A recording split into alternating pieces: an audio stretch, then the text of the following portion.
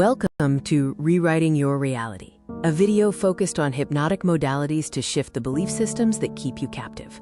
We will explore the journey from being subconsciously programmed to achieving quantum freedom. Get ready to dismantle everything you thought you knew about your own limitations.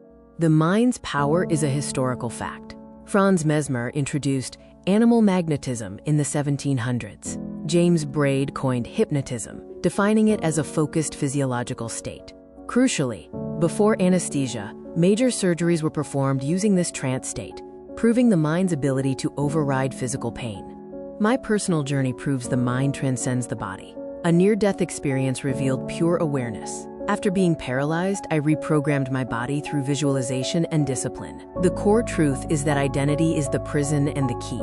Your mind can reshape reality itself.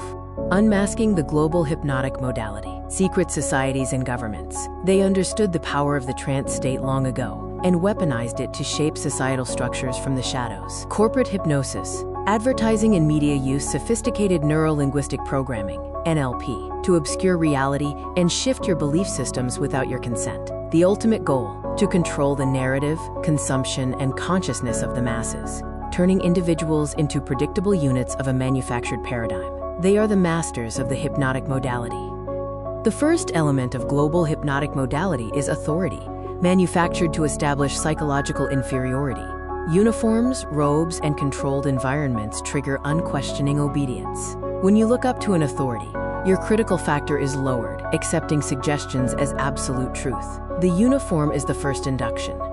The second element is translogic, a self-contained system logical only within its own framework. This creates a closed loop of reasoning. A doctrine establishes ultimate authority, turning rules into absolute truths. The paradigm acts as a perceptual filter, making external manipulation feel like internal conviction. The third element is overload, creating an intense, rapid-fire experience that bypasses the conscious mind. Techniques include sensory saturation, emotional triggers, and message overload. This forces the subject to feel something profound, anchoring the belief without rational scrutiny. The heart accepts what the head has no time to question. The grand illusion is when you become your own hypnotist. Division keeps us fighting each other, distracting us from the masters of the modality. They use filtered evidence to make you doubt your power. The ultimate control is when you self-hypnotize with their suggestions. I am not enough. This is the self-hypnosis of suffering. The quick release uses the Sedona method to clear emotional debris. Emotional baggage is just something you are holding on to. You can drop it using these 4 questions. Could I let this feeling go? Would I let this feeling go? When? Answer. Now. Repeat until you feel a tangible shift in your state. The reframe shifts meaning and reality. Change the meaning you attach to an event, and you change your emotional response. Content reframing actively searches for the positive intent or hidden benefit. Failure is just data and feedback. A block is a stepping stone. Change the question to change the destination. You are already in a trance. Self-hypnosis is choosing your own program. This is your new operating system. Use a simple countdown to enter a deep state and plant empowering beliefs into your subconscious mind. Consistent practice rewrites your core identity, dissolving suffering and manifesting the quantum you. Are you ready to take your quantum leap? This exclusive transformation package offers the book 30 Days to the Quantum You, custom video masterclasses, and a personal Zoom session for deep work. Stop fighting the illusion and start rewriting your reality today. Greetings and salutations, and welcome to Beyond the Mind, where I'm not here to teach you, I'm only here to remind you. And today, I think we have a very relevant, necessary, and powerful show that many people who happen to catch this will benefit from. But before I get into our whole topic today, I just want to let you know we have a special guest that's with us. Chef will be joining us a little later, but I got a very special guest. I met this brother in a practicum workshop where we were getting busy at HMI, honing our skills, and and the energy and everything just connected. And when we started conversation, and talking. I was like, I have to bring him on the show. But I even asked him, would you please come on the show, talk about your experience, talk about the way he views what we're learning, how he's applied it, how he's using it to help others. And because he also was a veteran, he served this country and came home and had some things that he needed to deal with, and he found some powerful ways. And those ways he is blessing us all with and sharing it. So I just want to say a special welcome to our guest, uh, Mute, Mute, Mutatiel, you got it, brother. It's okay. Mutatiel. Mutatiel. Yo, he has an amazing name. You know, leave a like in the chat if you don't believe if you believe he has an amazing name. First of all, I never met anybody with such a powerful name. Mutatiel. Please share yourself with the audience, share yourself with the community, and let us know a little bit about you, man. Yeah, definitely, Talib. I appreciate you having me on here. First of all, my backstory, I had a rough upbringing. All the way from bullying, from being betrayed, from being let down by friends and family, to being a combat veteran and then dealing with PTSD, anger, depressions, anxieties, stress. Uh, then after medically discharging from the military, you would think that you've gone through enough stuff just by going into the military, by going into combat. But the truth is that the next hardest step is definitely the separation from the military or the service back into the civilian world. And a lot of us go through like lack of purpose at that stage and point, and then fall into addictions and different, just different masks, different band-aids. And so, yeah, so I had a long assessment to do with myself, what we call now a spiritual awakening. I didn't know what it was back then, Talib. I had a interesting scenario happen to me. And when you're ready to get to that part, I'll share that if you want, later on down the road. But so, yeah, that's a quick little synopsis of how my life turned out. And then I ended up doing self healing, learning the hard way. I knew I had to change something about myself, and so I did so. And I figured it out the hard way, but I figured it out. And that led me into the journey into hypnotherapy. So, yeah, and here we're trying to help other people and take the shortcuts, Yeah, yeah, because it was never really meant to be this hard, you know? It really Right. wasn't. Not mentally, you know? A lot of the challenge uh comes from the mental aspect, and that leads me into what today's topic is, which is stress. And what is stress? How do we deal with stress? And what can we do about it? And how important is management of stress in us living a happy life and being able to say manifest our dreams or get the job that we want? Is stress one of the things or the major thing that's keeping us from what we desire? So I do research and I always like to have something put together.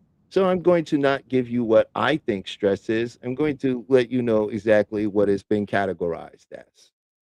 So stress is your body and your brain's natural physical and emotional reaction to any challenge, demand, or change. Now, when you face a stressful event, your body releases hormones that trigger a fight or flight response, increasing your heart rate, blood pressure, and alertness to help you react quickly. Now, understanding stress um, comes down to recognizing its different forms, physical effects, and how you can manage it. Now, the different types of stress, we'll just go with two, which is acute stress, which is a short form of stress caused by an immediate demand or unexpected event, right? Like dodging a car or a sudden deadline you have to make or something like that. And it's usually temporary and fade once the situation is resolved. But what I think a lot of our viewers and a lot of people here, especially in America, are dealing with is something that's called chronic stress. And that's a long term, ongoing stress caused by persistent difficulties, ongoing financial troubles, toxic work environment, This type can severely harm your physical and your mental health over time. So how the stress affects your body is, in short, manageable burst, stress can actually be a benefit to you. It can be very beneficial. It can motivate you to meet goals or protect you from danger. However, overwhelming or prolonging stress can take a toll on multiple systems of the body. Common warnings include for your physical body would be headaches, muscle tension, fatigue, upset stomach, and weakened immune systems and allergies, right? That's crazy. And also for emotions, stress can affect your anxiety, causing you to be anxious, irritable, a lack of focus, and you can feel overwhelmed. And it affects you behaviorally because it changes in your sleep patterns and can cause you to become withdrawing from friends and undereat or overeat. So that's just a little bit of what's written medically about stress. So what I was going to do was just with you talk a little bit how stress has affected your life, right? And what were you able to do when you came to the awareness of what stress is doing, and what steps did you take, right, to change that?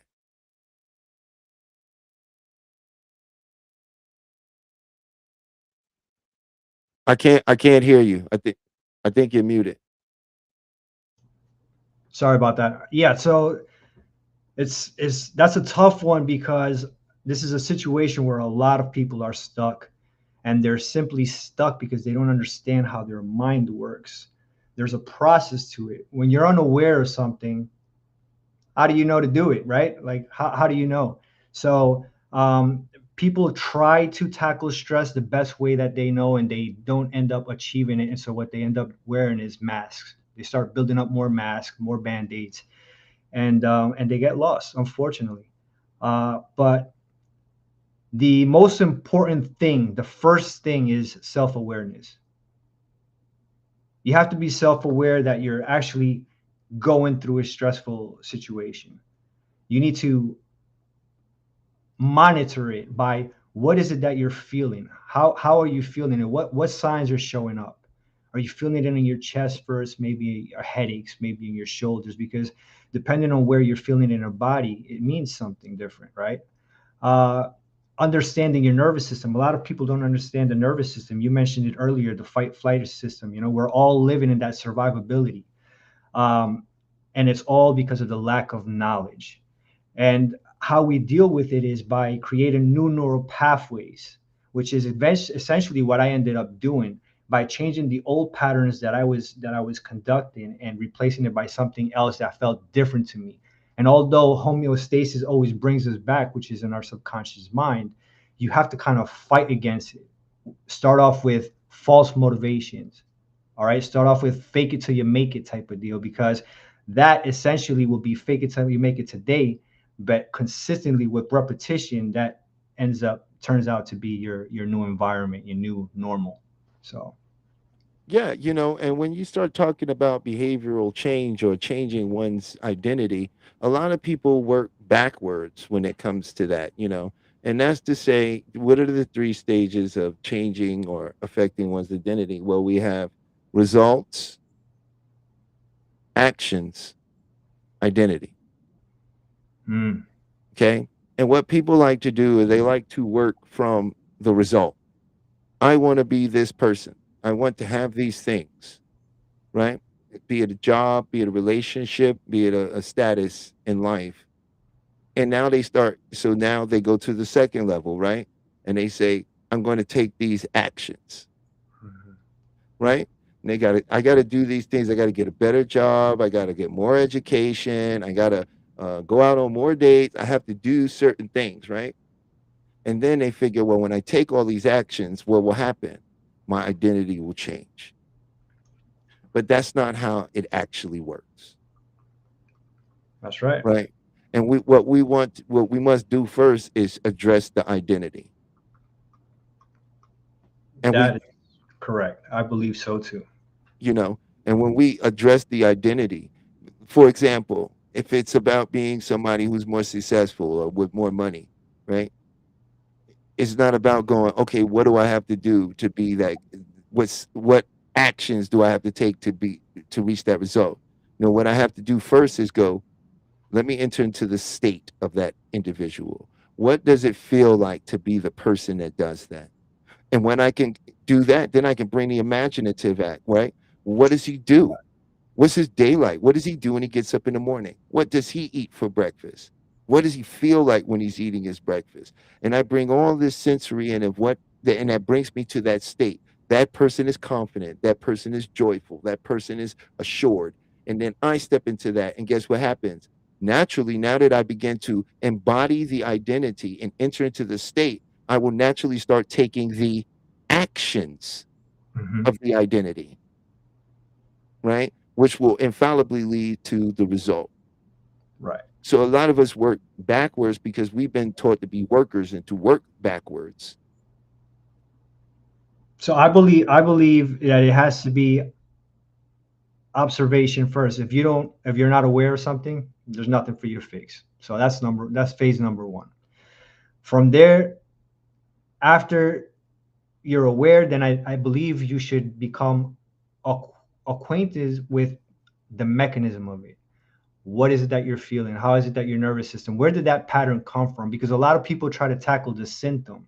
And okay, you tackle the symptom right now, you're having stress because you're low on financial. Well, once you recover from that, guess what? Life keeps on going and it's going to keep throwing out challenges and adversities your way. So what are you going to do now? And so what I do different with hypnotherapy is that I provide you tools for you to become aware and handle whatever challenge and adversity you get, so that you can understand your nervous system and how to uh, bring yourself from a sympathetic to a parasympathetic state by using techniques like breath work or therapeutic journaling or visualization, which are powerful tools in hypnotherapy. And then at the same time, being resilient by understanding that nothing happens within a day, right? We don't see results in one session. You have to know that it's conditioning. The patterns that you've created and the stress that you have has been created throughout time. It's been impressed through high emotions and traumas. And then, so what you have to do is you have to spend that amount of time impressing positive outcomes that are going to replace those old ones. Yeah, it's a belief and it's about suggestibility. And so I full heartedly agree with what you're saying. And I was also about the stress, like, you know, before you got here, how was how was stress showing up in your life? And before I even you answer that, I just Mhm. wanted to say that, you know, people hear fight or flight and not really understand how that actually translate in a modern world, Mm. Yeah. right? It's a Well, primitive response system mhm. for survival, right? But we don't live in that type of environment anymore. That's not the reality that we live in a day-to-day basis. So a lot of Yeah. the feelings and emotions that show up to the body, it's like it's death. It's literal, my life could end. The body doesn't understand what's happening. But that shows up to us as these feelings, as this energy that's pulsating through us that we may call anxiety, worry, concern, Sorry. angst, right? And that's the body attempting to communicate, Correct. right? And we've been taught to push things away or push it down, right? Or to judge it in a way that shows that we're flawed somehow. Mhm. When it's just the body attempting to communicate something that when you take the time to listen to and allow, then the body can let it go. All that negative stuff you're feeling is the body trying to get rid of it. It doesn't want it there.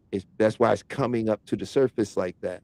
but we was never taught how to process and let it go.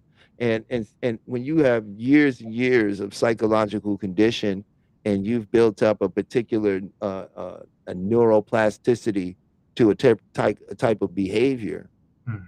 you know, it I won't say you would change overnight, but change happens the moment you notice a shift, Right. That's right. you Matter of know. fact, this would be, if you're okay, I could jump into that segment real quick with my spiritual awakening, which kind of leads to what you're just saying right now. Please do, please do. Yeah. So about a year or two from being medically discharged from the military, PTSD is on high peak. Um, Going out to a Walmart or to a Target with extra surveillance, getting the cold sweats, the hyperventilating, the too many people around me situations. Um, Even to the point to where I would be in my house and the blinds, if the blinds were open, somebody was looking inside, right? A sniper or something like that. It's just this idea that you create when you spend so much time doing the same thing day in, day out. You create these walls and these scenarios in your head. And it's funny because in psychology, they have this thing called the wild horse effect. I don't know if you've ever heard it, Talib. And so the wild horse effect is a person who pretty much sees something and creates a bigger problem than what it really was in the first place, so much that they end up destroying and self-sabotaging themselves. Okay. So one day I'm home and I get into a dispute with my wife and I get pretty angry and I go downstairs to the basement. Um, what happens is that I get this frozen, like time froze for me. All right. And I split in like two versions of myself. And one was like a negative one and one was a positive one. And it's very surreal. It's very surreal. And what happened was is that the negative one, in a flash of a second, showed me going to jail, harming somebody, doing something just complete. If I kept on going on the road that I was in, per se, it was pretty much what it was telling me, is that, something really bad is going to happen. And then the other version of myself was me in a nice suit, sharp, had everything. You can see the success, the happy family, the happy daughters, the kids, everything, the dog, the house, everything. Everything was just great. And at that moment was the moment that I had to make a decision because it was so real, it broke me down. I had to make a decision. Am I going to change? Am I going to accept the stuff that I'm doing? Or am I going to stay stuck? And so at that moment is when I said, let's create change. And it took me one day at a time, which is every day is another chance to become better than yesterday. And that's exactly what I took. That's awesome. That's you know, I think a lot of people um get to that place they call like rock bottom, you know. Uh I think it's necessary in many ways because, we build up these stories in our mind and there's so much emotion attached to them, you know. And over time they have to eventually give way, you know. And we protect ourselves from them, right? Until we get back into a place where we're forced to look at it. And then when that thing we think is the thing that's going to end it all for us happens, we realize it's not over. Right. And this is why I say fear is false evidence appearing real, right? A lot of times we're creating these stories that are emotionally charged. And because our minds are always deleting, distorting, and generalizing to make that thing real. So we push out all the other information around us, all the stuff that says anything contrary to the belief. And then we get so deep in that belief, and then we find out that we are not the belief, right? We are that which is believing. We are not the belief itself, right?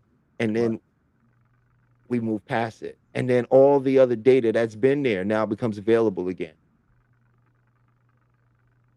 you know, because we use language to shape our reality, Right. you know.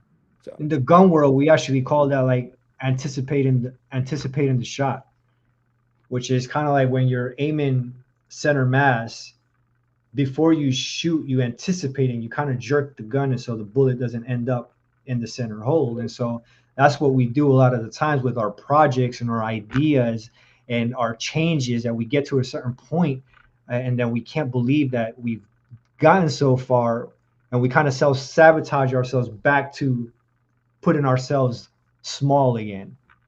uh, mm, and so that's kind of like that reactive mode that we have, and that's all due to homeostasis in the subconscious mind, right? Because the subconscious mind doesn't take orders from anybody except for what it knows, right? Whether there's negative or positive. So a lot of people don't know that, and that's the reason why they can't create that change. I agree. There are a lot of people that, well, I won't say they can't create the change. They're just misappropriating the ability to change to something else. We need They to educate the people, and that's, I believe, is what we're doing, and one of our goals is to help people, provide the tools and the understanding of how the mind works, so that we can have a more healthier and positive society, a better world. Because there's a lot of chaos happening right now, and you want to talk about stress and anxiety.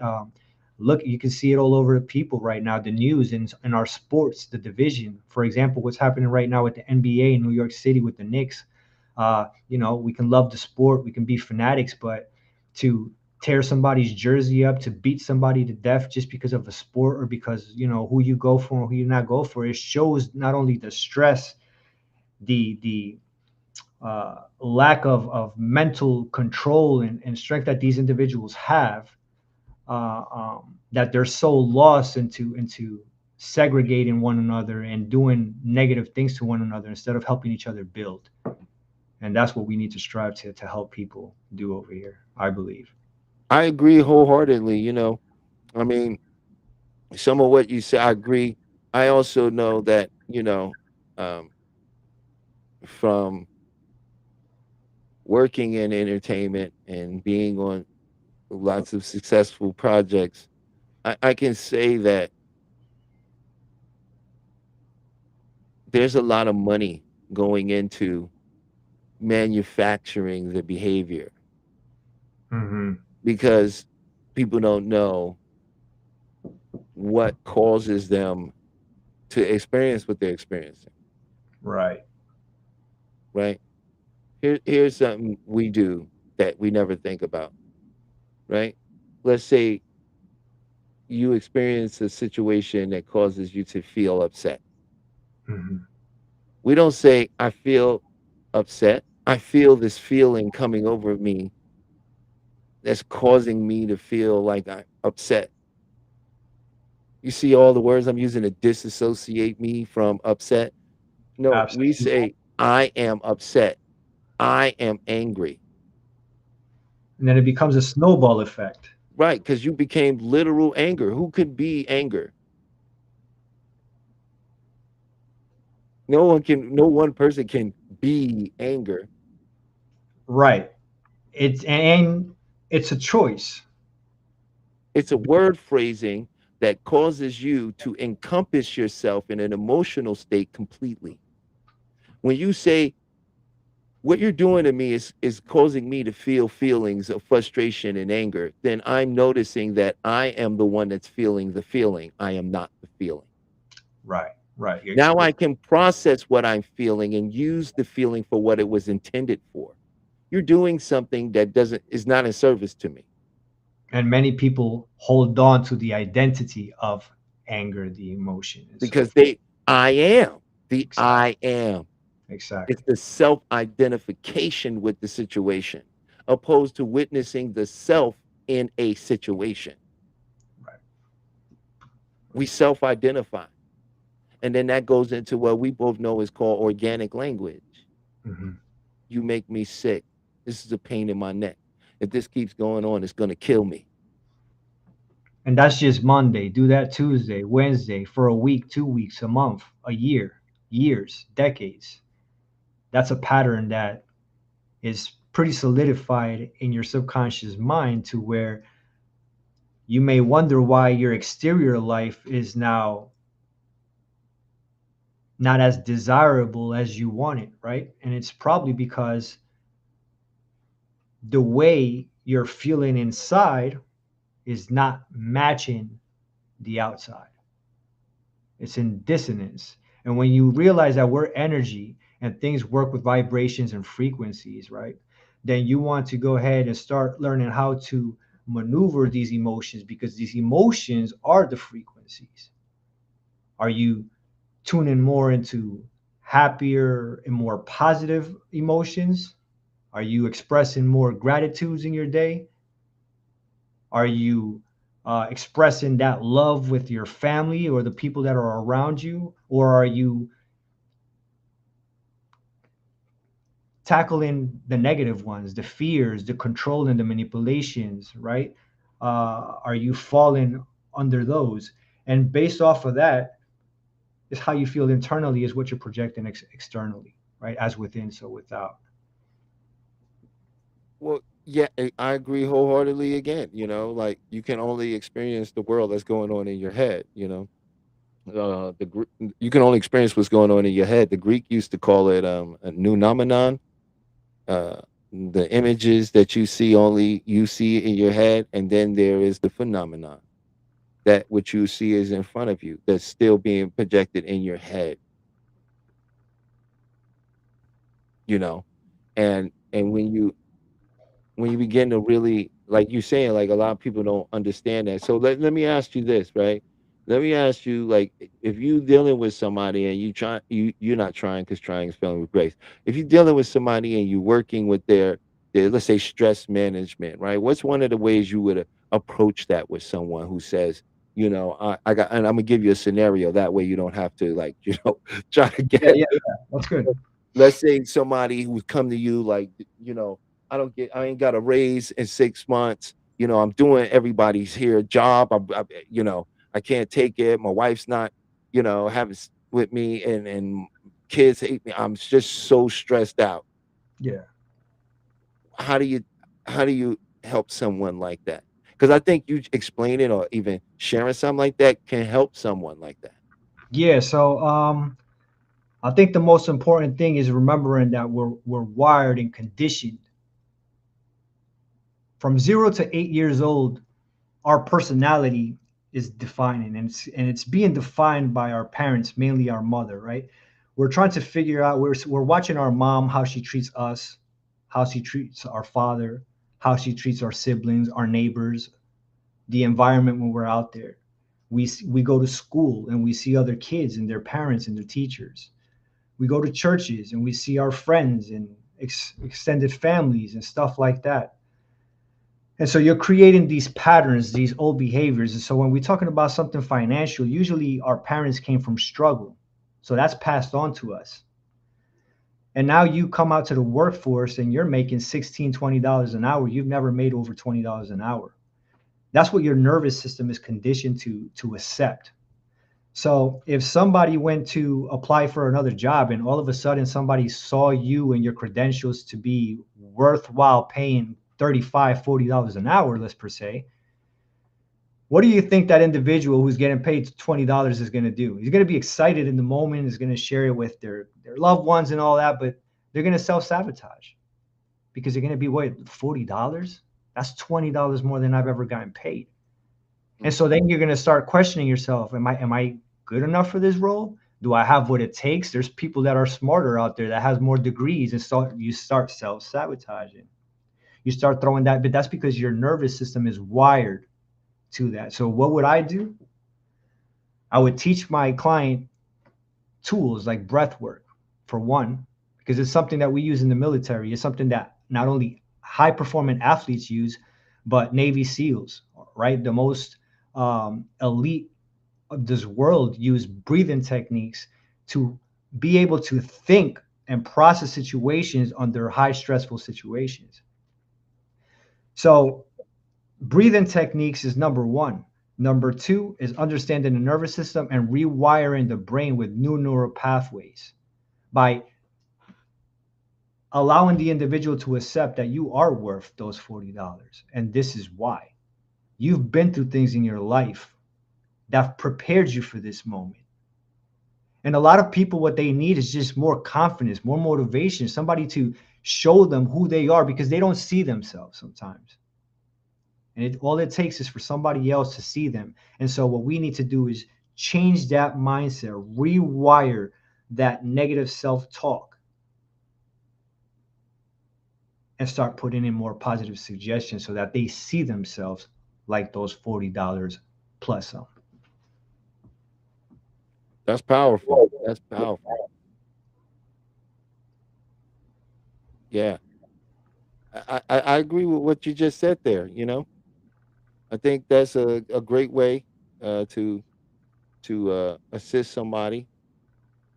And you know, we're gonna have to get you to demonstrate the breath work. Definitely. I mean, you know what? This is the thing. A lot of people think that you have to complicate things and you have to do, uh, And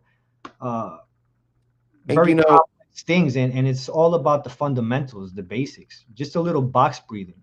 4 seconds in, 4 seconds hold, 4 seconds out, and 4 seconds hold. It's simple as that. But you would be surprised how many people don't stop for a second and actually do that type of breathing. Allow the mind and the thoughts to start narrowing down, start working with brain states. Most people don't understand how to go through brain states at will. mm, That's a technique that I teach. You see, um, being able to not be in that fight flighter mode and understanding, like one of my clients, he stressful to noise and all of that stuff. He, 2 sessions and he didn't have any of that anymore. He felt very empowered with the tools that I gave him because it's all about tackling the root cause and not the symptom at hand. And that's what I do. In fact, I'm starting a new project, Talib. It's called Vent, Release, and Rebuild. And so that's something I'm working on right now. oh, that's awesome. That's awesome. That sounds like something that's gonna be very helpful for a lot of people. You know, uh, I like that. Yeah. Um, Me in that situation, I think I think I agree with a lot of what you just said. I like to also, you know, when we talk about the brain states, we just talking about your brain is a different resonant frequencies, and those resonant frequencies represent states of consciousness. So for your waking mind, you're in what they call a beta, and they might use something like a high gamma or a gamma state, which is very alert, very right.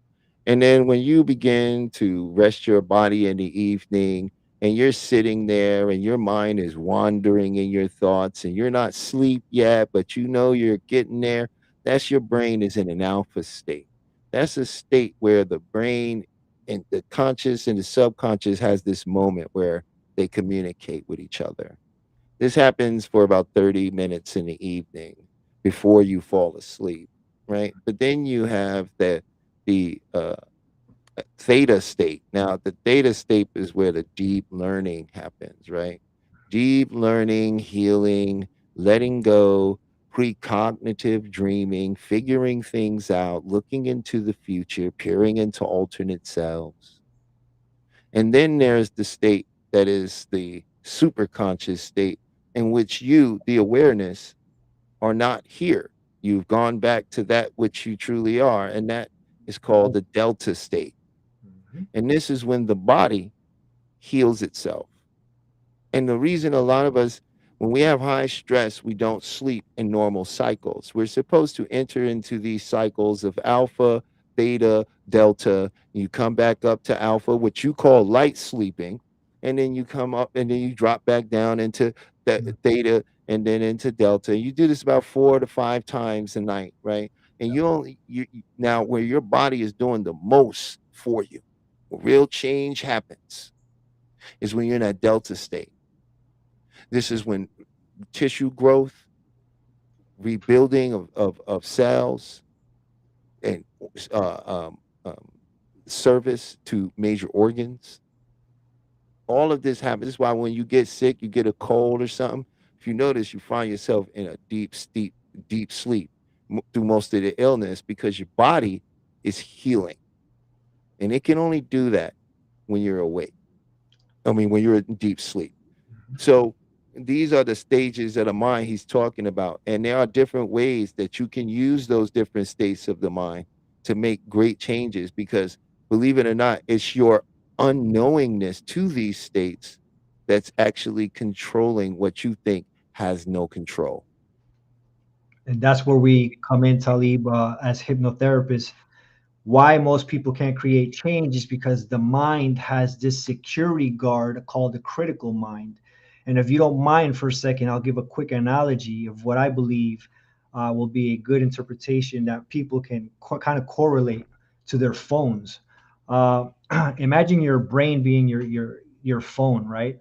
It has a passcode, and you're able to get into your phone, but you have old apps that you no longer use, that you no longer align with, and then you have some that you still do use, right? That'll still serve you. And so what happens is that you go to your Apple store, and from time to time we forget our passwords. Now, because you don't have that password, you can't delete apps and you can't download apps. All right. So now what happens is that below there's a link. If you forgot your password, click here. Without that link, you can't make any changes. You're unaware of how to make that change. This is where a lot of people get stuck, Talib. So what we do is we are that blue link in the bottom, the hypnotherapist. You click that link and we set you up with tools, and we prompt you through prompts so that you can recover that password. This is how we get into your subconscious mind to replace that negative behavior into something positive. So this is the missing piece that most people have when it comes down to creating that change. And a hypnotherapist understands the subconscious very well and how to get this done. So this is exactly what we do by putting the visualization in trance, and doing applying all the tools that we use. And I think that's really great. I'd just like to add on to a little bit of that. That's okay. Um, just the that was amazing. First of all, I truly love that description of the critical mind. You know, and I don't think there's really too much to add on about that. That's very true on what people are dealing with. Um, I would say about the critical mind is it's not our enemy. No. It's there to protect what you call you, and it doesn't have any concept of time the way you do. So the things that happened to you long ago have been sealed in there, and they're existing now. You know, so I think that was an excellent description. You know, Thank you I'm very much. Thank you. I appreciate it. I think that's really understandable for a lot of people. You And know, hopefully, a lot of these tips serve people. You asked earlier how I helped heal myself and do stuff like that. And for example, um, I'll give you one more example actually. A lot of us go through road rage. All right. Maybe you get up in the morning, you're rushing with the kids, food, all this stuff. Things can get pretty bad. And so what happens is that if you catch yourself, you cursed or you beat before the light turned green or whatever the case may be, if you just hold it one time, one less curse word, one less burst of anger than what you did yesterday or earlier, you are already creating that change, that new neural pathway. hmm You're not going to stop cursing. You're not going to stop having anger or stress or PTSD or relationship issues, whatever it is that you may be going through, any limitation. You're not going to stop it in one day or on one shot. It's going to gradually take a reinforcement of repetition of that habit to create that new pattern, to solidify that new behavior that you want. And that's literally the process. Mm. And you know, another just to add on that is how well you accept a suggestion.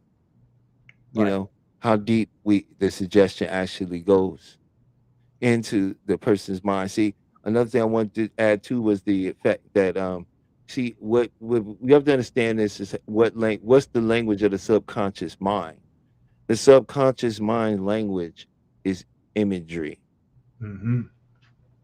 and digital Metaphors. Powerful. imagery, digital symbolism. Yes. So numbers, symbols, images, this is how the mind communicates. This is the language of the mind. So when you're using self hypnosis or in a session with someone like myself or Mutatiel, we will be able to work with your language in the imagery of your mind, right? So that the best suggestion, the most acceptable suggestion to your mind can be given. That's what's truly key, that the suggestion is accepted by the mind. And that was the golden nugget right there, Talib. You dropped a beautiful line right there that most people don't know, right? And it's that the suggestion matters so much in how you can relate to the person who you're talking to. If you don't bond with that person, I mean, there's so many things that play a factor into what you're saying, like the placebo, right? You have to come in prepared. You have to be prepared to do extra activities and rehearse those after the session, right? Because I'm pretty sure you see a lot of clients who think that just with your session alone, they're going to get healed, and they get a quick reality check, and is that, the work is beyond the session as well, right? Yeah, and I mean, the beautiful thing about this is everyone is different. It's no one size fits all scenario here, It really always depends on how much like no one can make you change, right? Change must come from within, something that we desire to happen. For if it doesn't happen that way, it's never lasting change, right? So really at the end of the day, it boils down to the individual, right? Um, there's some people that they could go to a group hypnosis session for stop smoking, and that'll cause them to stop smoking. But some other person may need a one-on-one and have 6 to 8 sessions Right. to actually quit, right? It all depends on, and also it's all about rapport. It's not really about technique. This is all about rapport. This is about people like me and you who have experienced life on the other end and did not become bitter and resentful to life, but became more empathetic, right, and understanding. So really the ability to connect with a person. And I'm gonna tell you, and this is my little secret. I've shared this with others before though, but if you really want to see the power of your own mind, use your own wonderful imagination to help somebody you care about. How? By imagining them having exactly what they want, and then bringing all of the sensory perception into the experience and feeling it, right? And imprinting it in the subconscious and then let it go. And it'll happen. Why? Because it's easier for people who are empathic to go and help somebody else than it Mhm. is for them to help themselves. Why? Right. Because they got self hang up, right? And they're more open to help somebody else. So really what this all boils down to is our own minds saying when we enter into a session, just because you're with me and you made this step, I'm going to see your outcome as well, because I'm involved in this too, because you're allowing me to be involved as your guide. So Mhm. now we are co-creators in experience, right? And on my end, I'm going to use my imagination to create the part where this works for you Mhm. better than you even thought it would. because I get to be a creator in their experience as well. They're allowing me to be a co-creator in their vision to get where they're going. Mhm. And Right. that's the power. That's the power of visualization. I could share a quick story too that my daughter actually, my 11-year-old daughter at that time had came from school a few months ago, right?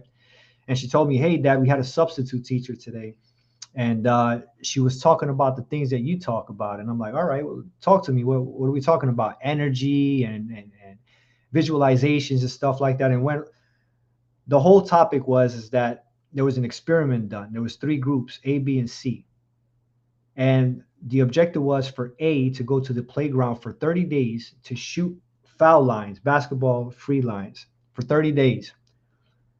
The middle group was instructed to do nothing. And then C, the group C was instructed to practice foul shots, but visualizing from their home. After the 30 days, the results came back.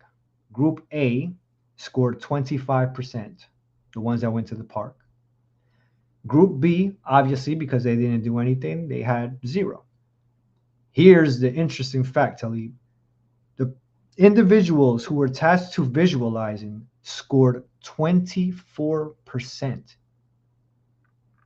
That's insane because that's letting us know that our mind doesn't know the difference between reality and what we tell it.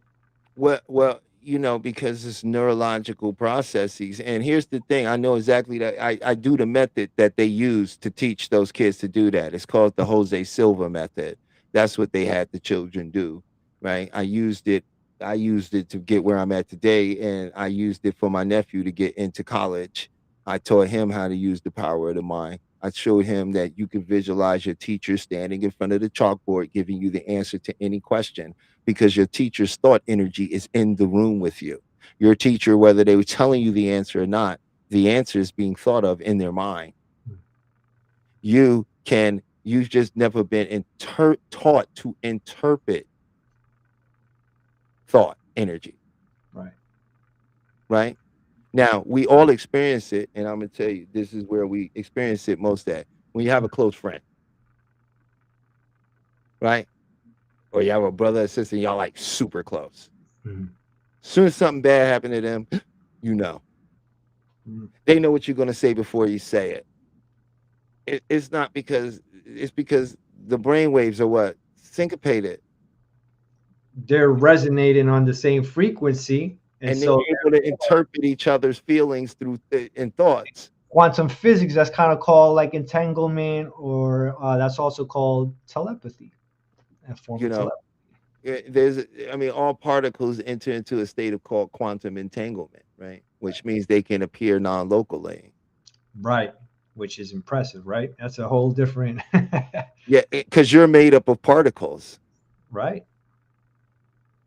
you know, and man, this has been such. By the way, I just want to thank everybody for joining us and listening, and we really appreciate it. We hope you're getting some value from this. If you are, please leave a like and a comment. Please let us know what you think about stress, your feelings on stress. In the second hour, we're just going to open up the floor for people to come in and talk about stress, and have an opportunity to communicate. And maybe we can work on something together if you like. Also, during the second half, I always like to do a process and share something. So we Okay. may tap on a little something just to get the tapping juices flowing, and then we'll leave you, brother, to share maybe a breathing exercise with us that they can take home with them and practice in their daily lives. Sounds good. Sounds good. I like it. That's awesome. So we got Chef. Well, the in the chat, it's been placed already. We have it in the chat. So if you like to come up, if you want to join, you want to come say something, say hi, please go ahead and join. Also during the second hour, while I got my brother here, I'm gonna also have Chef should be joining us. He's usually my co-host with me, but he had a couple things that he had to take care of today. So he said he was going to jump in a little later. So if Chef, if you're watching, you're on the clock, man. It's time for you to get to work. So jump on. It's time to report to duty. Let's go. Yeah, it's time to report to Operation Sunrise. Get up and go.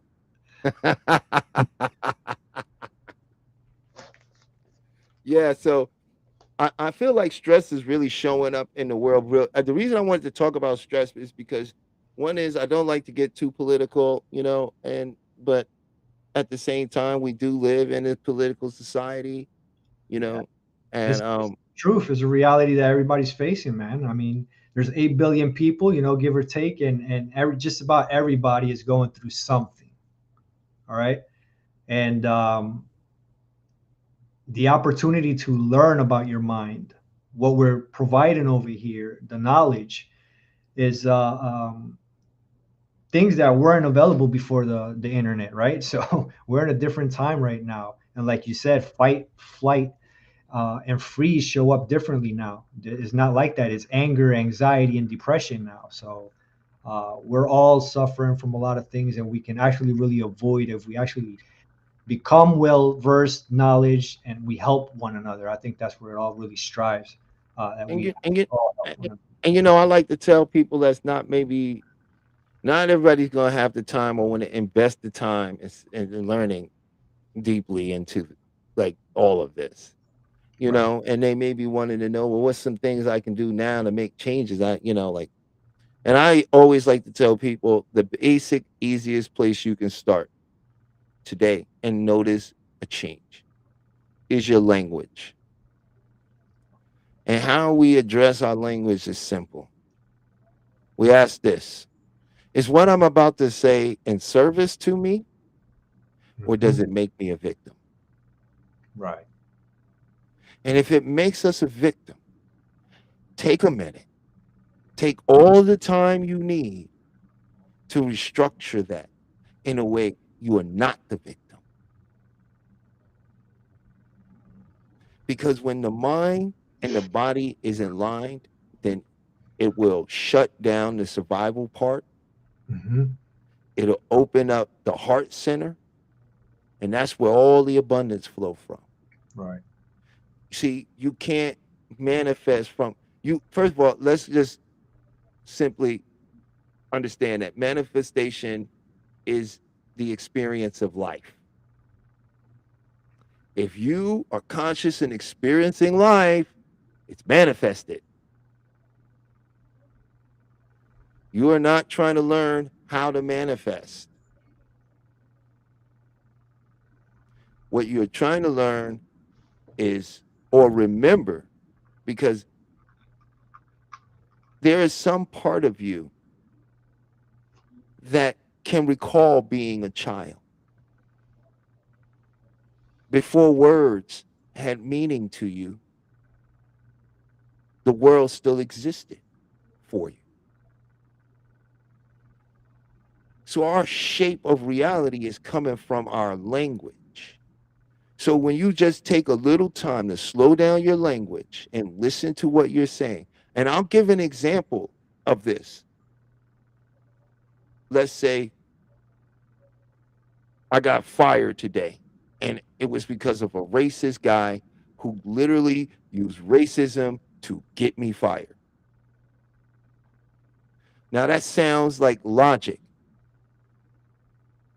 but that's intellectualizing victimhood. Hmm. Now, what I could Moving say is forward, a is unforeseen opportunity presented itself for me to be free of a situation that I outgrew, that I had no idea how I was going to get from. But now that this has happened to me, magical doors are free to open for me, and a real opportunity can show itself. And I can finally get around people that can appreciate me. Or what is both of what I said true? absolutely, absolutely is alignment, right? Left brain, right brain, or mind brain and heart mind, however you like to look at it, subconscious and conscious. You have to be coherent. We need to get out of those two veils that we go through, which is duality and polarity. All right, just realize that we're all just experiencing, like you said earlier in the beginning, right? It's just the awareness, the experience, the journey of the now. Don't dwell on anything. like I told you earlier, I believe I texted you a few days ago before, and I told you that my dog passed away on Tuesday. Um, I'm sorry for your loss, man. That's family right there. you want to talk about healing? How did I heal? That was probably the major way I healed. Right, I had a golden retriever. She was 7 years old. We had to put her down on Tuesday, and I don't know if you can see through my glasses, but my eyes are pretty swollen for from nonstop crying, and I don't have no pride in that. I dropped my ego, let all of that go. But because I've had a hard upbringing, because I've lost people, um, I've prepared myself differently, right? And although it hurt a lot, this goes back to the project that I'm working on, which is vent, release, and rebuild. That's exactly the motto that I'm working on right now, because I practice what I preach. And I show people not only the good stuff on my social media and the tricks, but I also show them that even though I help heal, I need healing too, because it's an ongoing process. And so, how hypocritical it would be from me to give people all of these tools and I don't practice it, or I don't do this. So anything that I'm giving out, I've already done for myself. So with my dog passing away, man, I mean, that was a realization, right? Like, so many images flashing in my head. What did I do wrong? What could I've done better? Why didn't I play with her more? Why didn't I take her on a cruise in the car, knowing she liked being company, she liked being with me? I could have just taken her one more time. If I could just have another day, just can I just have her one more time? And I promise you that I will do everything right. But I can't, man. She's gone. And when I was going through my PTSD and my angers and my anxieties and all that, everybody that I knew, family, friends, everybody disappeared. Everybody flaked on me, Mm, but not her. She showed me unconditional love. When I was mad and I was going through my PTSD, she would sit across the room, but facing me where she can see me, but yet allowing me to have that space to myself. How intelligent can you be as a dog for that, man? These beings are they're not just dogs, man. That was my daughter. That was my best friend. When I didn't have no more friends and when I was home alone, that was my battle buddy. That was my buddy. That was my friend. She was hearing my plans. She was hearing my arguments. She was feeling my sorrows and when I was feeling down. And she would put her head on my lap. She would sit down and just show me that she was there. And that's a true support system. And that's what I'm going through, venting. I'm venting right now. I'm venting those memories. But do I let myself go down in mental anguish, or why didn't I do this? Why didn't I do that? I could have done this. It's good to experience, like you said, experience those feelings and those thoughts, but don't stay stuck, because that's what leads you to addictions. That's what leads you to traumatic stress and anxieties and PTSDs and things that you don't want. So you have to make better choices. It's all about the shift. mm, So instead, I'm going to go away with that was my angel. That was the best memory that I will ever hold in my entire life. And in honor to her, I'm going to continue to fulfill my dreams. I'm going to continue to help people, and I'm going to continue to do better for myself. So, whatever self healing and personal growth I was doing before, I'm a times two, times three now. We're putting in some work now. All right. So, that's vent, that's release. And now I'm going to rebuild. And that's my project coming up. That's what we do. That's what I do. Mind and body conditioning, because it's not just about the body, personal trainer at the gym anymore. You got to get this right. mm. We all have to get this right. That's it. I agree. I agree. Like I said, I'm very sorry for your loss. I lost a dog that was very close to me before as well, and I know what that feels like, you know. And it could be it's a lot. It can hurt. Well, it does hurt. Losing anybody hurts, Right. you know. And And so what you do, you make that choice, and you're gonna let that that's how a lot of people fall into addictions, right? yeah, well, what I do is I found some exercises and some things that allow me to process it differently. One thing is like for me, I realize a lot of people like to say, well, we're source, right? We're of the all, or we're of God, Hmm. right? And I have a different kind of outlook on that. A lot of people like to say we're a drop from the ocean, Hmm. Hmm. right? I see it as I'm the ocean experiencing itself as a drop, That's it. Really. right? So I'm not separate from the ocean. Right. I'm not actually separate from anybody I actually ever lost at the end of the day. They're all me. We're all the God we claim to love and believe in. We just don't understand that this is experiencing itself through the many. So And that's a my higher level of consciousness, right? So, right. And so for my thing is, of course it hurts when I lost my brother, he left my house and got a fatal car accident 15 minutes after leaving my home, right? And I learned that when it comes to grief, everybody's going to have their own process, right. right? And you can't help nobody with grief until they're ready to deal with grief, because we have to go through a process of experiencing it, right? But when we get to that understanding, you know, what I like to do to help and for myself was to understand that we are all of the same divine spark. Hmm. Everyone came here for their own purpose, and they were generated for my purpose. What do I mean when I say that? Meaning I'm the only one that's experiencing you as me. Right. You see what I'm saying? Hmm. All of this out here is an interpretation, Right. Because right? right now I'm in your world, You feel me? and you're in And my world. and I'm in yours, right? You see what I'm saying? But there's something behind both of our eyes, Right. right? There's something behind the eyes of Talib that isn't Talib. Hmm. It's aware of being Talib, Right. right? And when you begin to encapsulate that understanding and understand what the now means, right?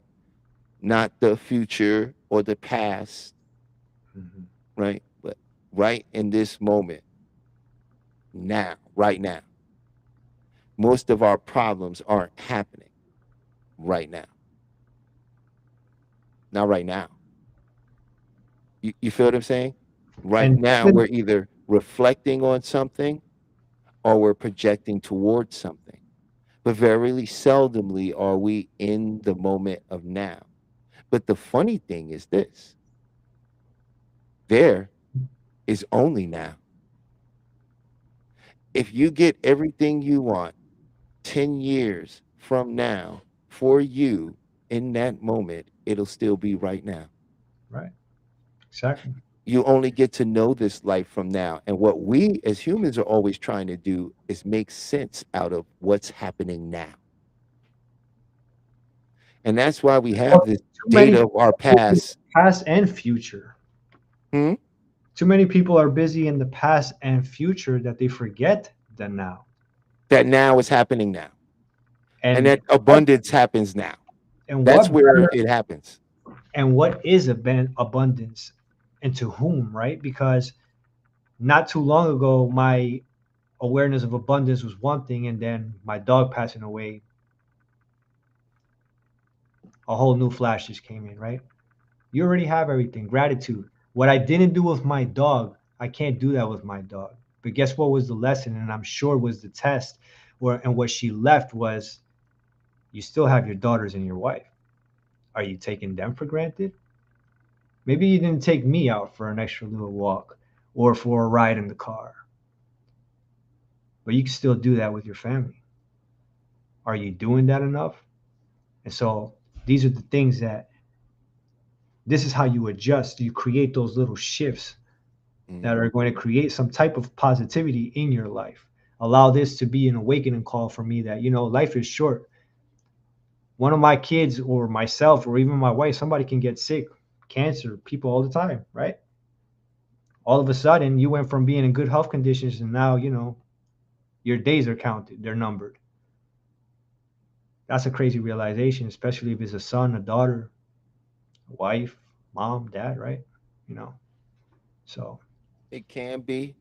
It'll be your fate one day. Right. You feel what I'm saying? It's very, very natural, and it happens. And when we begin to grab and understand the beauty and the chapter and story they wrote into our lives, she's an ever imprinted on your life and the story of you.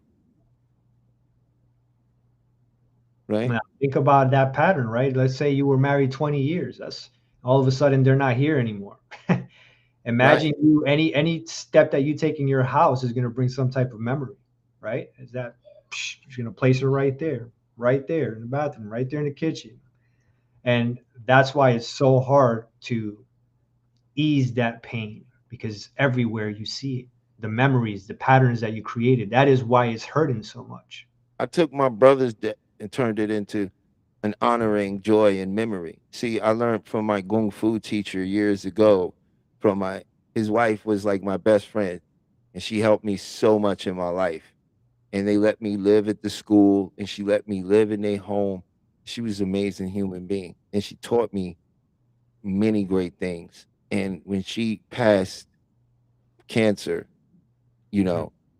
my teacher taught me something even greater. They were like best friends. She was like my best friend. She was like my big sister, bro. When she passed, cried like a baby. Like I was at work and heard, and my knees gave out. Right. Like literally, it was like, you should go home. I couldn't pull myself together, bro. And you know what he did?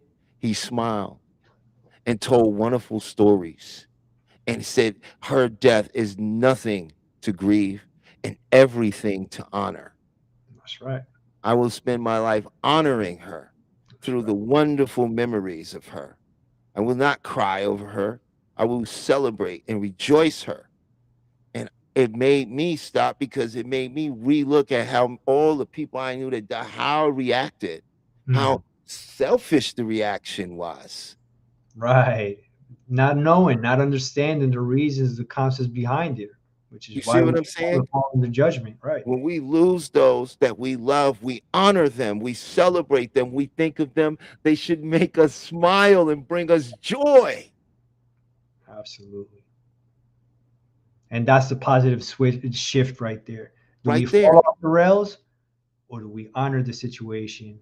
Think of all the rides you did take her on, all those ones she did enjoy. Think of that wonderful time where she had the window down and she did that thing. He was like, "Oh, that's my baby, bro." And you understand what I'm saying? She gave you that. That's right. And you could share that with everyone you tell about her. Yeah. Right? And that will live on. And that will live on. Right. It's a framing. And we can do that with tears of joy. Yeah. I also, not to say that because you say I'm not going to cry doesn't mean crying is bad. Crying is actually good. That's crying is the best thing you can do. It's a release of toxin. Release, yes, sir. Absolutely. All that stuff that's been building up emotionally, it's all in the eye ducts and it's all in that liquid. It needs to be let go. We're the only animals that cry from pain to let others know that we need help. What happens when you cry? What's the effect that you get after you cry? A hard cry. Feel better. You feel lighter. You sleep good. You got to go into rebuild and recovery, right? You sleep so good after a good cry, bro. It's like, And sleeping is so important to recovery too, right? When we talk about recovering for what mechanisms to use for stress and anxiety and angers and all that stuff, believe it or not, sleeping, being able to vent in your sleep, being able to release in your sleep, right? And project the future. So you were talking about the cycles of dreams. That's exactly what dreaming is for and sleeping is for. This is all what we're doing while we're recovering and resting. So mind and body. Yeah, I was checking the thing to get on Chef to see when he coming too. Like, hey, bro, where you at, man? He said he's about to jump in here now, so I didn't want him to miss the chance to talk with you too, our new best friend here. We're Right, gonna right. like, we're gonna figure out a workshop we all three of us could do together, where we can bring something special each of us specialize in and put something together and just share it with the people. The reality is we have to share this stuff with the people. We have to we're up here now trying to just get people to look at things differently, right? Because if you're on social media, if you're taking your direction from the so-called powers and authorities that be, then you are still being heavily manipulated and hypnotized into someone else's reality and serving their outcome. What we're here to do is to dehypnotize a lot of people, right? It doesn't serve the system to have woke citizens. It just doesn't. So what we're trying to do is wake people up, not to the evils of the world, but to your own potential. You There want we to change this empowered. world? Stop Mhm. giving it your power. What is your power? Your attention. Einstein once said, you cannot solve a problem with the same mind that created it. Absolutely, 1,000%. Hey, fellas, how are you? Good evening, sir. Good evening. Sorry for being late. Had some emergencies pop up that I had to attend to. So, how are you? How's everything? Well, I think we've covered about a good hour and 20 minutes of a lot of good information, and hopefully, people are soaking in and taking it well. So yeah, Awesome. man, that's where we're at. Yeah, and we Awesome. just the lines is opened up. So if you like to come and join us and ask some questions or share your opinions or tell us about your week a little bit, and maybe if you've had some stress this week and you were able to deal with it, maybe you want to come on and share how you were able to deal with stress and maybe share some of your opinions and thoughts about these things. So the lines are open right now, and we got Chef with us. And Chef, we just been talking about stress. I broke down a little bit in the beginning of what stress is, how it affects the physical body and the mind, and then we talked a little bit about uh, um, um, the critical mind and the mind and how we develop a lot of these issues, you know. Hmm. And so yeah, that's just a little recap of where we are. We just talking about stress. We just talking about mitigating it. Some of the things we can do to get over it. Woosah. We can woo-saw, right? That's what I do. Is that what Woosah. you Woosah. do? Woo-saw. That works. You know. But actually, this week I put practice. I went back to EFT this week, man. This week was a kind of high stress week for me. So I was like, you know what? Go to what you know. Don't worry about the other things. This will get you right into place. And I start tapping away. And then I said my statement and I was like, hey, all right, back in the game. Back in the game. Now I can receive. Um, but you don't necessarily realize how many blessings you block when you're stressed out. How many opportunities you miss because you can't see it, you know, Mm. because you're so focused on what isn't even real. It's like your How own mind empowering deceiving you. how empowering is it for you now to use the tools that you know to cope when you go under a situation like that versus when you didn't know any of these tools? It's so beautiful, because it always is. Well, how can you help others if you can't help yourself, right? Like that's the thought process when you get into that, or at least when I get into that space. So, I think amazing thing to be able to have the tools to go to even have something to go to rely on that actually works, that I know works. It's like proof pudding. I mean, proof. Excuse me, proof In the pudding. proven. Yeah, whatever. You know what I'm trying to say. Yeah, but it's proven that it works, and to be able to have that tool in my tool on my tool belt is, I think it's an amazing thing, and I really thank the opportunity of us really going to HMI to be able to give us the tools to be able to manage ourselves, to help manage others, or at least teach them, or at least show them. Yeah, I think a lot of So. people may have a misconception when it comes to hypnosis, especially hypnotherapy, because Mhm. there are a lot of people out here that and I can say that they may be able to hypnotize people, but I wouldn't really accredit them as a true hypnotherapist. I don't think they actually studied avocational vocational therapy to actually understand what therapy is, you know? And one of the beauties Mhm. of what we offer is that we're very well trained. We're There we continuing go. our education, right? We are in Mhm. case conferences where we get to speak with veterans in this field. We are certified by a board, right? Which means we are accountable and held accountable for our Mhm. actions, and we are insured properly to assure that Mhm. we can not only protect ourselves but protect the people that we deal with. So I think that that's a very big difference in what we're doing versus somebody who's just getting up here saying, "Hey, I'm going to hypnotize you to be Right. more confident." Yeah, when And go ahead, I please. think, yeah. Okay. I was going to say that it's really important for people to know that there's a lot of healing practitioners out there, and everybody's doing an amazing job, right? And there's different types of healing for everybody. Hypnotherapy is not new; is probably new to a lot of people, or it's probably resurfacing now. But this is obviously an ancient healing technique used all the way back in ancient Egypt.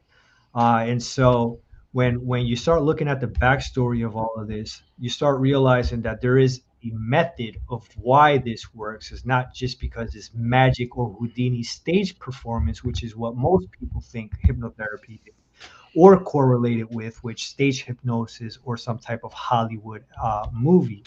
And it's by far certified hypnotherapist from HMI is completely different from all of that. We are taught um, to really get into knowing a person individually, building that rapport one on one, and understanding how to bypass that critical mind to that subconscious, which is what we were speaking about earlier, and creating that change. So, hypnotherapy is a lot of tools, like what Chef is about to talk about, EFT, what he was Yeah. talking about, mentioning. So, Y- Yeah, I mean, it's well, the question was, would EFT be a good reset in between interactions with people? Absolutely. You can do EFT sitting right now. I can just do it right now. I'm doing it right now, and you can't even see me doing it, right? Because it's literally that personal. And you can do it at work. You can do it anytime while you're driving, um, in mid conversation, if you can keep up, if you have that balance and that brain coordination where you can tap and then still listen, because that's not as easy as you think it is. But yes, it is a great reset between interactions with people. And it says what I am using the reference from the Sedona method relationships process. But EFT, yeah, EFT is useful. It's immediate, at least for me, and I think for most. As soon as you get to tapping and you get to say your sentence, even though I have my anxiety, or whatever your statement may be, I still love and appreciate myself, or whatever your statement is, and then you tap and you continue to say that statement, and you tap and you just take a deep breath and you hold for 3 seconds, and then you tap and you say your statement, and literally within 2 to 3 minutes you could be gone. So just that simple. Okay, why don't you do a demonstration? Why don't you walk people through the tap or Yep. something? I Oh, mean, everybody shuck it has is, shucks, their shucks, own way of shucks. doing it. I have a different, Yeah. way of, it's when you learn the whole system, you can kind of pull from the way you Yeah, need to use it. we did this early on in the season here, and we're And gonna come back onto it. So that's all. I think that's pretty awesome. Just looking for my statement that I have.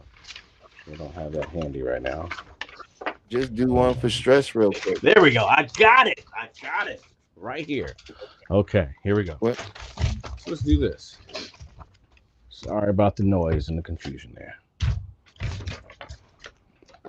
So our statement will be, even though I have this anxiety, I deeply and completely accept myself.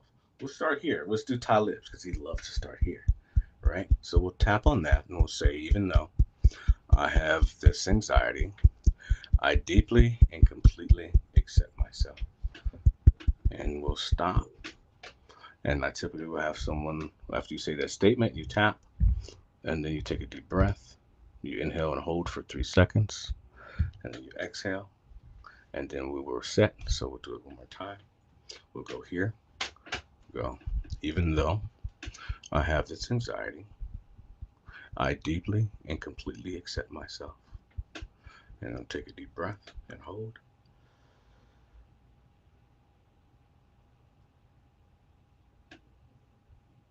And exhale. And then we'll say it again. All right.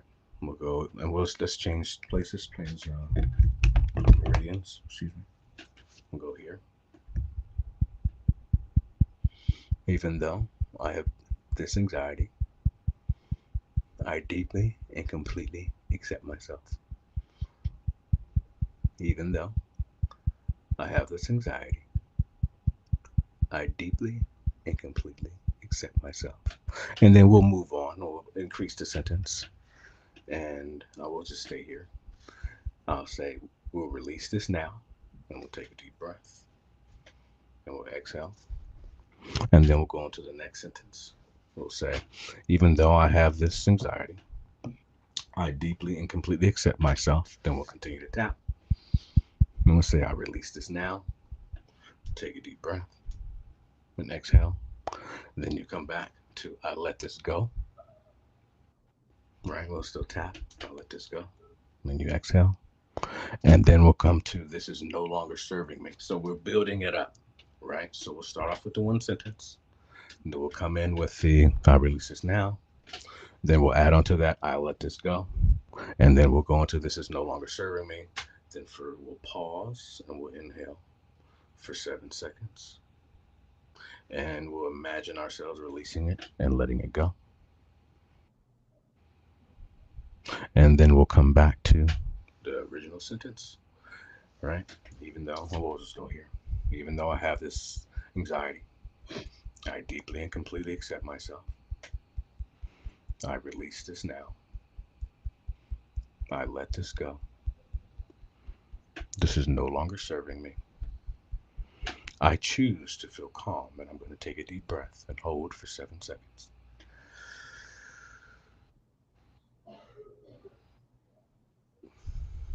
And we're going to imagine the calm releasing from our body. And then we'll go back to the original sentence. Even though I have this anxiety, I deeply and completely accept myself. And then we'll build that again. I release this now. We're still tapping. We're still tapping our meridians. I let this go. This is no longer serving me. Then I go to, I choose to feel calm as you continue to tap. I allow my body to reset. And on this one, we take a deep breath and we hold for 5 seconds and imagine our body resetting as we exhale. And then on the last sentence, we go all the way from the top again. And on the last, we just say here, we just do here, right? Right on the side. Even though I have this anxiety, I deeply and completely accept myself. I release this now. I let this go. And you still tap. This is no longer serving me. I choose to feel calm. and I allow my body to reset. And on the very last sentence, you're just imagining yourself completely letting go. And the last sentence is, it is safe to let this go. And just imagine yourself releasing and being in the safest place you can imagine, and releasing all tension and everything that no longer serves you. And that's the cycle that I do, or that I did when I had some trouble this week. And hopefully you can create your own cycle and your own statements, but it is amazing as long as you combine it with the breath work and your timing and your tapping, it works. So Awesome. Awesome. Thank you for sharing that. I'm sure people got some value out of that. now I didn't do it into detail because I kind of want you guys to figure out your own, but I did What? tap on No, some points that are kind of the common, I just want you to kind of give the the common people the points. thing. You know what I mean? Just give them the thing, man. Just give it to them, man. They don't know. Give it to them. Gotta give it You to them. know, A little you bit. like Let's he give it a like, little bit at hey, a we time. did Okay. this once before. I'm like, we about to do this 1,000 times, bro. It's our practice. Yes, we It's are. like if I work, Yeah, if we I are. teach training, I'm not gonna not teach push-ups because I showed somebody once on a video, Why? right? They should know We already. got to keep it going. We got to give them the people. I'm here to make sure we give something to people, you Yes. know, and Yes. not hype them Absolutely. up for something that they never get to experience. Well, I So think thank you for sharing I that with think the people and giving them a well with chance to with tap and see what they. I'm going. I'm going to have some more stuff done before we get off of here, though, too, because you know, there's still this breathing exercise that our brother here has to share with us. He want to oh, share his version of, or I want him to share his version of box breathing. mm, Okay. You know what I mean? And let's go through that a okay. couple times and give people an opportunity to experience it. This is the kind of stuff that we can make shorts out of to share with people so they can Mm-hmm. get good value out of something real quick, Right. you know. Mm-hmm. That's what it's all And about. healing yourself is free. Right. It really It is. absolutely is. It's free, but it's not easy. It is not easy, It's not and easy. that's usually It's uh, not easy. what people ends up paying for. Is really not somebody to talk to, a therapist. It's somebody to hold you almost accountable, like a personal trainer, right? Somebody who's there to be like, all right, like, these are the tools. This is what we're gonna get done today, and this is what you're gonna do the week. And sometimes people feel better that way, right? Just somebody showing them, guiding the way for them. That's one way they learn. And so, if you're ready yet, Talib, I'm assuming that you're ready for me to do some box breathing, right? Yeah, this is a great time for us to get into some of these tools to share with people, you know. And then once we share, we Yeah. can Well, I go into a little bit more. Then you can let the people know where they can reach you, find you, how to contact you. You know what I Yeah, mean? yeah. Because we'll be Okay. coming up on the end of the show. So I'm gonna mute All my right. mic so you can go ahead and give us some of that breathing. So, the first thing we need to understand is that high performing athletes, and I mention this all the time, Navy SEALs, our military, we all use breathing techniques. And box breathing is probably one of the most simple, the most known technique, yet not really practiced by many because it's so simple, it's so dumb to the average person because they don't understand what is the process and how it helps. And so what I could do is I can definitely say here real quick and just be like, inhale 4 seconds, exhale 4 seconds, right? But let's go through an actual scenario, right? When you're actually going through a stress, anxiety, and anger, PTSD moment, depression, let's talk about what you're really feeling, right? High blood pressure, maybe. Your heart rate is increasing. Perhaps you're feeling cold sweats in your hands. You're having 1,000 thoughts racing through your head.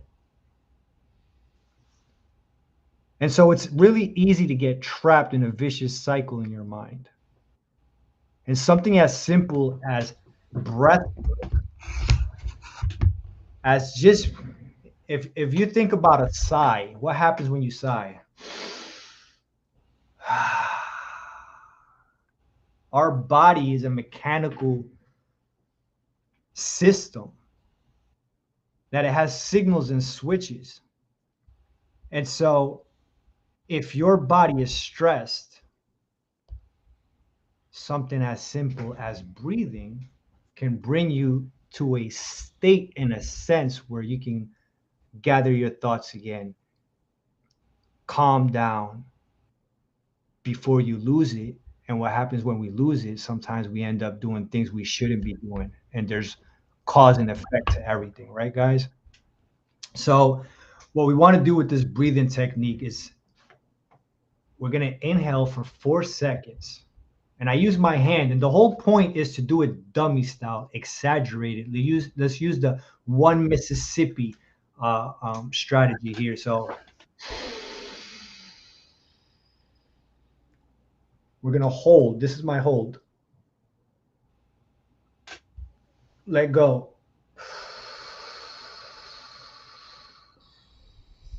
Hold. Inhale. We're inhaling through the nose, holding. Exhale through the mouth.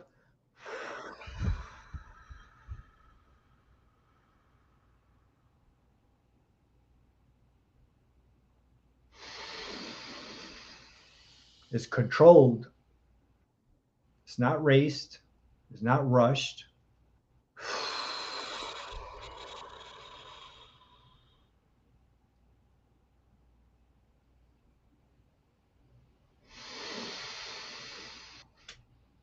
Now, this type of breathing is going to bring you from a sympathetic to a parasympathetic just by doing 1 to 3 immediate deliberate breaths. Practicing this every day for 5 or 10 minutes, it's a skill, a habit, and a pattern that you're reinforcing, a tool that when you find yourself in a critical situation of high stress, you know how to get yourself out. That's how box breathing is used. That was great. That was great. People got. Hey, please leave a one in the chat if you got benefit from that. Please let us know what you think of that. Also, there's a link in the chat in the chat for you to join and come on up and talk with us. What you saying, Chef? I'm not in the chat, but I benefited that from already. So Thank you, sir. That's the one. Thank you. Yeah. And that's what we're here to do, right? We're all here. We have different techniques. We specialize in different things. We explain things differently. And so we all have audiences out there that can benefit from all three of us and from all the stuff that we have out here to share with the public. So I agree. We got a one in the chat from taking photos. Yay. Different modalities. We all have our own modality, and once we bring it together, it's like one big old pot of beautiful goulash or gumbo. So and another great thing to do is to learn how to let go. And that is a beautiful process that I use with people and help them cognitively experience what we also do with hypnosis, but cognitively, and what I will do is I'll share a little of this releasing technique,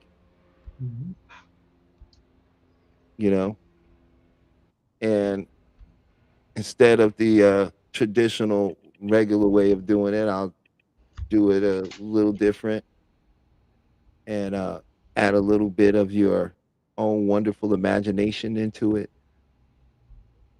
so that you can activate those neural pathways, because the imagery causes neurological shifts because our mind understands images. So I will share a technique of letting go that will require you to use that imagination. And you can use it whenever you like because it works. So all you have to do is feel as stressed as you do. And take a deep breath and just allow yourself to feel as much stress as you do. And then allow yourself to feel that stress even more. And allow yourself to feel that stress even more. And on a scale of 1 to 10, if you want to put it in the chat, please put it in this chat. On a scale of 1 to 10, how stressed out do you feel? 10 being the most stressed out and overwhelmed, 1 feeling very good and secure and confident. So just allow yourself to even feel that stress even more. And now, just imagine on your chest, there is a window or door. And imagine opening that window or door and saying to that stress, you can go now. Thank you for serving me for the purpose you serve, but you are no longer needed. And just imagine that window or door being open and notice that stress going out of that door or window.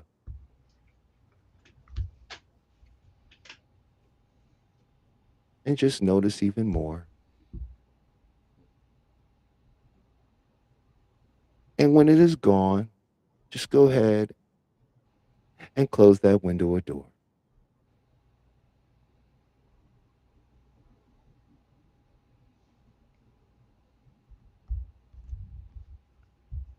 Now, in this moment, could you just welcome whatever stress or worry or anxiety and whatever story or image that comes up with it? Could you just welcome it? Could you just let it be here? And answer from your heart. There is no wrong answer. But you may notice that story wanting to explain itself. And I challenge you to not let the story explain itself. So in this moment, check and see if there's any wanting to change it, to make it different, to push it away or pull it closer. And if so, could you welcome it? Could you just let that be here as best you can? There's always a wanting to change our situation or our resistance to something. Very seldom do we ever allow it and just see what it has to say. So for this time, this one time that cost you nothing, could you just welcome that wanting to change it? Now, check and see if it feels personal, which it always do, like it's about you. And if so, could you welcome that? Just let it be here as best you can. Now, in this moment, the best you can, and just for now, could you just let it go, let it dissolve, let it unravel into the great ocean of your awareness? Would you let it go? When? And one more time, go back to that feeling of stress, worry, or anxiety. And could you just welcome it? Let it be here. And check and see if there's any wanting to change it. And if so, could you welcome that? Now check and see if it feels personal, which it always does. And could you welcome that feeling of personal? And in this moment, the best you can, and just for now, could you just let it go? Would you let it go? When? And could you allow that great awareness, that joy, that abundance, that courageousness that's always there right beneath the surface, could you allow that to come in and take its place? And you don't have to know what abundance looks like, because if you simply allow, abundance will reveal itself to you.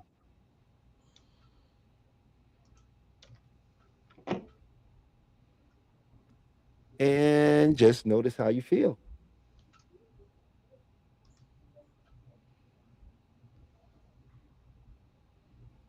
And that is a releasing technique. At some point through your question, how, why, when, my ears start ringing, and I was like, oh, put some energy out here. I don't know if you saw my hand waving a little bit. Hmm. Because you know how it is. Sometimes if I pick something up, it's like, oh, okay, I see what it is. And someone's like, okay, someone needs this. Someone in the audience needs this. So we're just hopefully Well, the definitely, combo if someone was works. releasing, Yeah. and letting go of something, he was picking up. If if you guys did it in a on your end, please leave a number what you are now. If you checked your number before and made a number, what's your number now? Are you still high? Did it come down 3, 4, or is it gone? We'd love to know. But that's the Sedona method. It's a cognitive thing. You can really do this right on the spot. When you stand there and just be what you are and then welcome, just allow whatever thoughts you're having, just to let it be there. Don't fight it so much. Just actually welcome it. And then that wanting to do something about it. If you just listen to the wanting to do and welcome it. And then when you say, let it go, can I let it go? Yes. And just notice when you just letting go isn't a physical thing. It's something that happens in the mind when we stop putting the excess pressure on the thing, Right. right? And as soon as we do that, you'll notice it's like, oh, and you'll be able to see clearly. You might even start getting answers faster, or doors start opening up, and people start acting differently because you've made a shift in how you're looking at it by letting go of what you was telling yourself it is. Exactly. The channel has opened, and you have Yes. narrowed down the thoughts enough to be able to think about the ones that are worthy enough for you for your next move, your next play, Mm-hmm. your next higher desired state. So absolutely, that's right. So we got about, I think, maybe less than 10 minutes left. So we could, uh, I really want you to share where we can find you at, brother. Please give all your information. Let the people know where they can reach you at, how they can get in touch with you. Yeah, yeah. So once again, I'm Mutatiel. I'm the founder of the Quiet Realm. So you can find me on IG as the Quiet Realm or Mutatiel, my name right there. Just know that I do one-on-one hypnotherapy sessions with my clients, but I'm also working on launching a project called Vent, Release, and Rebuild. And this is going to be like like hiring a personal trainer for your body, but you're hiring for mind and body conditioning coach. All right. And what I'm doing is the project combines nervous system education, body conditioning, breath work. It's going to work with hypnosis, military discipline, and leadership, anything that I learned from there. And a lot of practical tools that can help people use in their everyday life. All right. So, Talib and Chef, I appreciate you guys having me on your channel. And it's been amazing. It's been great. I appreciate everybody listening. I hope you guys took something positive out of this for allowing me to share and definitely about sharing for my project. So if you want to hear more about it, follow my IG and stay tuned for the launch date for Project Vent, Release, and Rebuild. Thank you guys. Stay steady. Be easy. Thank you for holding it down, man. Especially while I was appreciate it. Much appreciated. When Definitely. you launch the project, you could come on up, share it. You know what I mean? When it's time for the project, you got a platform to come share that. And you know what I mean? Because Yes, we sir. we, Thank you we very want to much. get all of this out here, especially with people that I personally have gotten opportunity to know and know what they're about and know the good that they could do. If I can assist them in this journey of being of service to humanity, then I will. So uh l- you're definitely coming back. You're always welcome. If there's any time before then, anything you like to talk about or share with the people, you're always welcome on here. Thank you, sir. Thank you, guys. I appreciate it, and I foresee us linking up a little bit more frequently from here on out. So it was nice meeting you guys, and thank you for Oh, having that's me. what's up. Yeah. Mutatiel, That's we what's up, man. appreciate you, man. Thank you so much for joining us tonight, brother. Let's get a hand for Mutatiel right now, man. Yeah, yeah, There it good is. job. Yeah. Little John. This is I Little like John, that. I huh? like that. Yeah. All right. Hey, Chef, you got anything you want to say to the people before we get out of here, man? No. Thank you, Matatiel, once again, for holding down. I can't. You're awesome. You're awesome, and you are going to be extremely successful in this field. And thank you for having me once again, Tali. And peace and blessings to everyone. Yeah, thank you, Chef. You know, we how we do. I like to say the Mutatiel, like, we got to get you back to talk about, there's an epidemic in America of all our, they only like to glorify certain aspects of our military, and then they don't want to show you all the brave men and women that's been left behind, that are struggling with the VA, struggling with their mental health, struggling with getting the assistance that they need. And I would love for you to come shed some light on that. And if you have any offerings in Mhm. the service of that, I'd love for you to come back and share some of that too. That would be, I would like to just dedicate a whole show to that. Definitely, I'd be honored to. I'm not just a representation of somebody who served in the military in uniform, but also, there's struggles in real world, real life. We all have them. Sometimes, like you said, we're taught to kind of wear that tough skin costume, and so we kind of brush it underneath. But it's okay to vent and release. And as a matter of fact, we got to normalize that, normalize authenticity a little bit more, and that it's okay to be who you are, the good stuff and the bad stuff. It's not just the Louis Vuitton and the Gucci stuff. Yeah, exactly. So we're gonna wrap this show out. I want to thank you all. My name is Talib. This is Beyond the Mind Hypnosis. And you can find me at beyondthemindhypnotherapy.com. I also have scholarships on there right now for a pro bono session. So you can come see me if you want to get some of this going. You don't have to worry if you don't have the money. We're in this business to help people. So, me being able to work with you is also is helping me, is helping me be of service. So thank you. If you do, go to beyondthemindhypnotherapy.com and book a free session. You get a discovery call. We'll talk. We'll see what's going on. We'll see if we can really work together, get that chemistry, and then we'll put together the optimal plan for you and your well-being. And you don't have to worry because the first 6 sessions are free. So that's how important this is to me. So once again, I want to thank everybody that came on and shared their wonderful knowledge. We'll be back next week, and we'll have more special guests sharing some more amazing modalities and some of the secrets to the mind.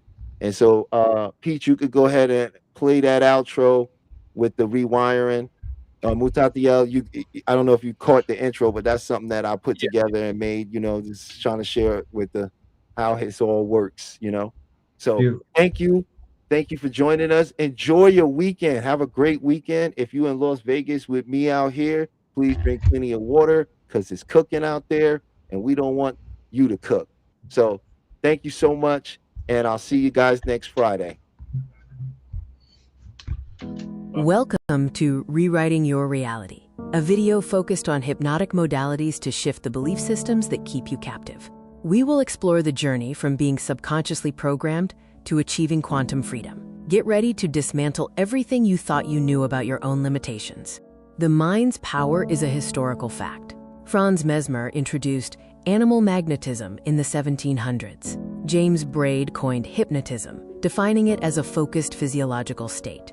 Crucially, before anesthesia, major surgeries were performed using this trance state, proving the mind's ability to override physical pain.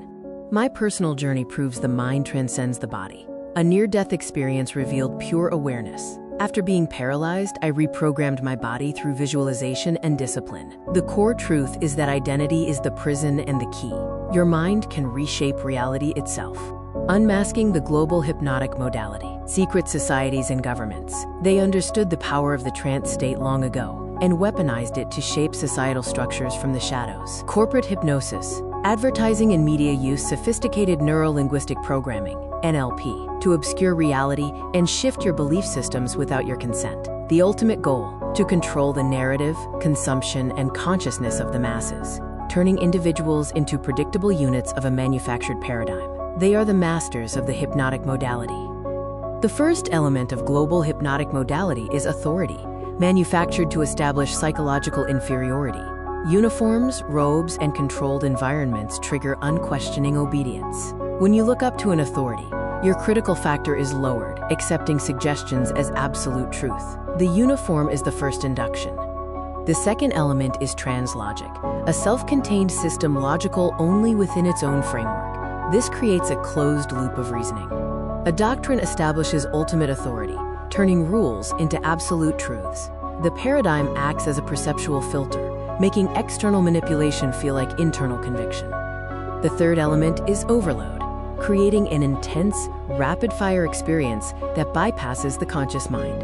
Techniques include sensory saturation, emotional triggers, and message overload. This forces the subject to feel something profound, anchoring the belief without rational scrutiny. The heart accepts what the head has no time to question. The grand illusion is when you become your own hypnotist. Division keeps us fighting each other, distracting us from the masters of the modality. They use filtered evidence to make you doubt your power. The ultimate control is when you self-hypnotize with their suggestions. I am not enough. This is the self-hypnosis of suffering. The quick release uses the Sedona method to clear emotional debris. Emotional baggage is just something you are holding on to. You can drop it using these 4 questions. Could I let this feeling go? Would I let this feeling go? When? Answer. Now. Repeat until you feel a tangible shift in your state. The reframe shifts meaning and reality. Change the meaning you attach to an event, and you change your emotional response. Content reframing actively searches for the positive intent or hidden benefit. Failure is just data and feedback. A block is a stepping stone. Change the question to change the destination. You are already in a trance. Self-hypnosis is choosing your own program. This is your new operating system. Use a simple countdown to enter a deep state and plant empowering beliefs into your subconscious mind. Consistent practice rewrites your core identity, dissolving suffering and manifesting the quantum you. Are you ready to take your quantum leap? This exclusive transformation package offers the book